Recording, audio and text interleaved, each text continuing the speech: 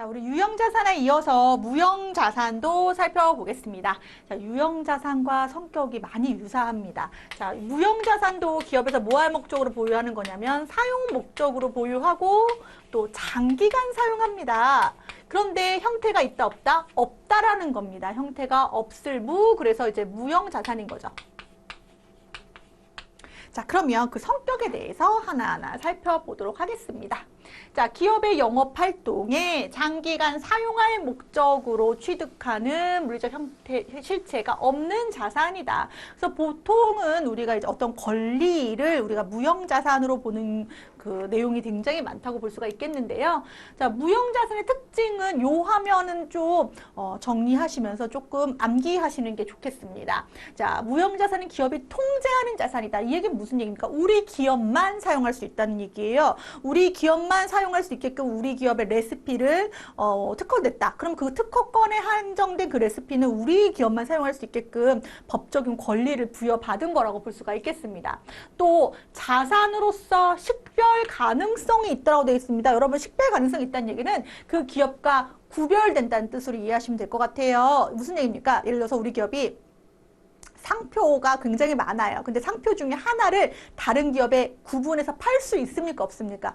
있어요. 있기 때문에 이 무형자산은 기업과 구분이 가능하다라고 볼 수가 있겠고, 또 내부 창출이 가능하다는 건 뭡니까? 우리 기업에서 개발해서 만들어서 무형자산이 될 수 있다라고 보시면 되겠습니다. 또 무형자산도 유형자산처럼 장기간 사용하는 거기 때문에 내용 연수에 걸쳐서 뭐 할 수 있다? 상각할 수 있다. 근데 우리가 감가상각이라는 말을 안 쓰고 그냥 무형자산 상각이라는 말을 쓰는데, 왜냐하면 형체가 없기 때문에 감가라는 표현을 쓰지 않는 거예요. 자, 마찬가지로 정액법, 정률법, 내용연수 합계법 등등을 사용할 수 있는데요.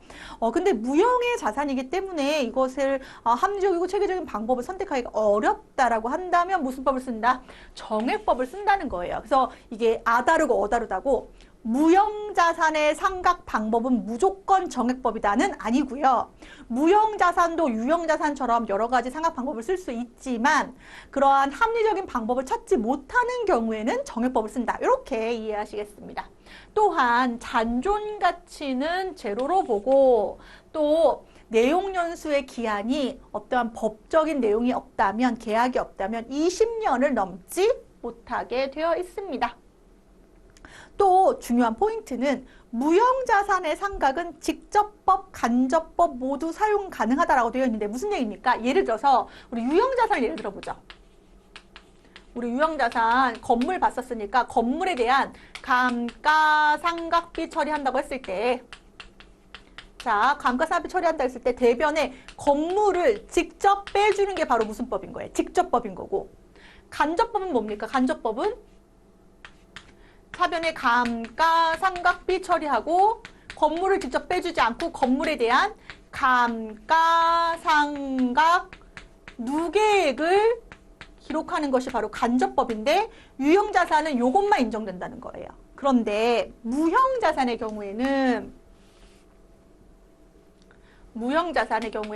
직접법과 간접법 모두 인정된다는 거예요. 모두 인정되는데 이때 개정 과목이 조금 바뀌어요. 감가상각비가 아니라 이 경우에는 무형자산 상각비라는 개정이 있어요. 무형자산 상각비.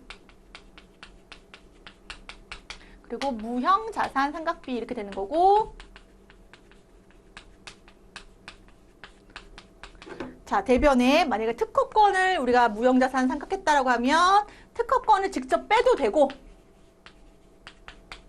특허권에 대한 상각 누계액을 잡아줘도 되는 거예요. 그런데 우리 이제 프로그램 자격시험에서는 직접법을 사용한다고 했으니까 직접 특허권을 빼주는 방법을 사용하는 거죠. 네, 그렇게 이해하고 넘어가겠습니다. 자, 그러면 이번 시간에는 하나하나 무형자산과 관련된 개정들을 살펴볼 건데요. 그 첫 번째가 바로 영업권입니다. 무슨 건이라고요? 영업권. 얘는 뭐냐면요. 자, 기업들이요, 이제 앞으로 사업을 확장시키는 방법들이 있다고 했을 때 여러 가지 방법이 있을 수 있습니다. 그런데 그 중에 하나의 방법이 뭐냐면 내가 진출하고자 하는 사업 분야의 기업을 인수하는 거죠. 인수합병하는 거죠.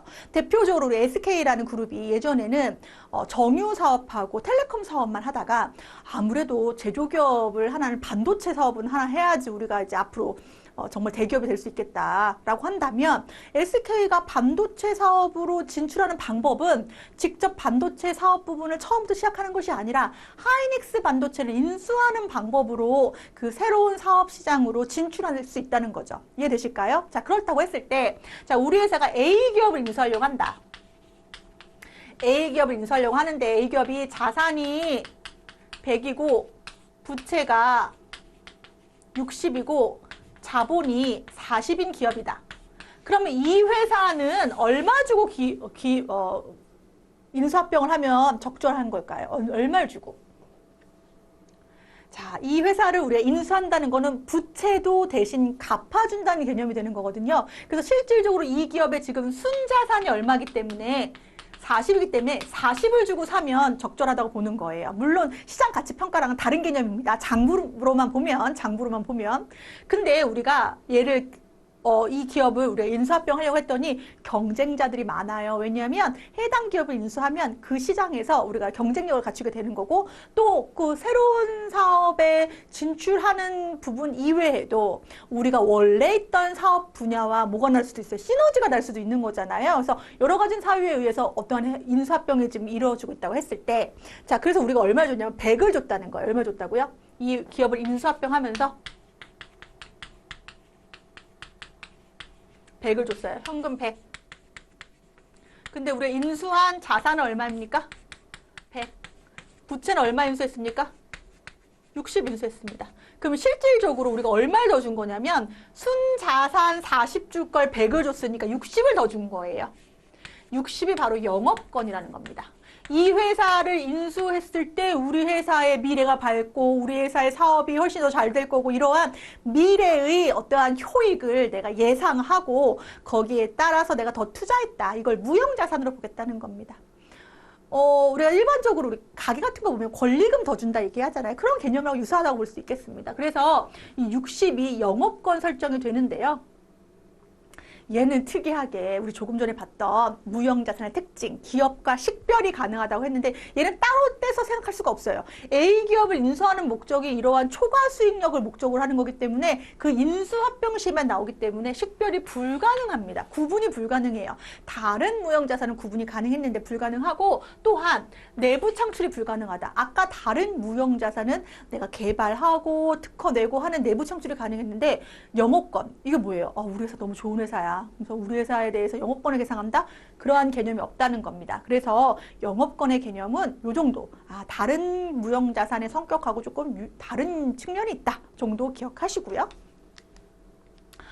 산업재산권은 이제 실질적으로 요즘 굉장히 중요한 개념으로 이해되고 있죠.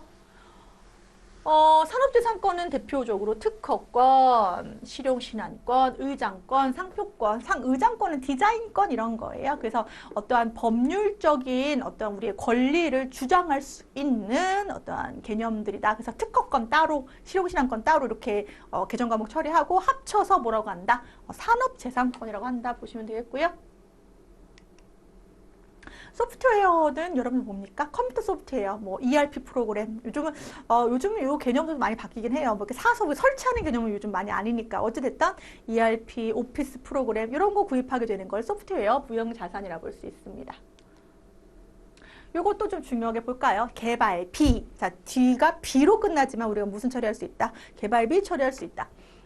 우리가 연구하고 개발 단계가 있다고 보는데요. 연구는 보통 탐색하는 과정이에요. 그러니까 아직까지 뭔가 보이지 않은 상황에서 이제 미래의 먹거리를 위해서 탐색하는 과정이라고 보고 뭔가 찾아내면 그 다음 단계가 이제 개발 단계로 들어선다고 볼 수가 있는데 개발 단계에 들어서서 뭐까지 시장에 어떠한 제품을 출시하는 데까지 가게 되면 그게 바로 미래 효익을 예상할 수 있는 단계로 간 거고 이 미래 효익을 예상할 수 있는 단계로 간 것이 바로 자산인식 요건을 갖췄다고 보고 그 경우에는 개발비를 뭐로 본다는 거예요? 무형자산으로 본다는 거예요. 그런데 개발 단계까지 갔지만 이거는 시장에서는 팔리지 않을 것 같다라고 간다면 경상 연구 개발비로 볼 수 있다는 겁니다. 예전에 어떤 아주 좀 오래전에 나왔던 신문 기사 중에 SM하고 그때 JYP인가의 연습생들을 회계 처리를 하는 거예요. 그곳은 엔터테인먼트에서 연구 개발이라고 하는 건 연습생을 키우는 거잖아요. 그죠? R&D가 그렇죠. 그런데 SM인가 정확하게 기억을 안 나는데 SM은 자산 처리한다. 그러니까 무슨 처리한다는 거예요? 개발비 처리한다. 그렇죠? 그런데 JYP는 비용 처리한다. 뭐 이런 식으로 나왔던 걸로 기억을 해요. 그러면 그 기자분의 그 내용은 그래서 뭐가 옳다 그러다는 건 아니었지만 보는 관점이 다르다 뭐 이런 내용이었겠지만 자 우리 회계학적인 관점에서 봅시다. 자 어떤 관점이 맞는 걸까요? 다 자산 처리하는 게 맞을까요? 아니면 비용 처리를 하는 것이 더 많아야 될까요? 이제 보통 처해진 환경에 따라 다르겠지만 연습생 중에 몇 명이나 데뷔를 해서 수익을 창출할 수 있는가를 본다면 그 대비해서 수익 창출하는 사람에 대해서만 개발비 처리, 자산 처리하는 게 맞다는 거예요. 그런 개념까지 기억이 나네요. 기타 개념은 한 번씩 보시고요. 자, 무형자산에 대한 개념, 우리 특징 기억해 보겠습니다. 무형자산은 우리가 형태가 없는 자산이지만 사용 목적의 자산이다. 그래서 삼각하는 자산으로 볼 수 있다. 자, 무형자산은 내부 창출이 가능하다. 그리고 식별이 가능하고, 맞아요. 그리고 삼각 방법에서는 정확한 방법을 찾지 못하면 무슨 법을 사용하게 된다. 정액법을 사용하게 된다. 그리고 그 내용 전수 기간은 몇 년을 넘지 못하게 된다. 계약이나 법률에 의하지 않으면 20년을 넘지 못하게 되어 있다. 하지만 영업권은 식별이 불가능하고 내부 창출이 불가능한 유일한 무형자산이라는 거. 자, 산업재산권에는 우리 특허권, 신용신앙권, 의장권 뭐 등등이 있었고요. 소프트웨어도 우리가 기업에서 취득하게 되면 무형자산 처리, 소프트웨어 처리합니다. 또 마지막으로 개발비라는 것도 중요했는데 이것은 연구개발 단계에서 개발 단계에 들어서서 미래 효익을 예상할 수 있는 그러한 자산에 대한 자산인식 요건을 갖춘 거에 대해서는 개발비 처리할 수 있다까지 여러분들 정리하시면서 무형자산 마무리하겠습니다. 수고하셨습니다.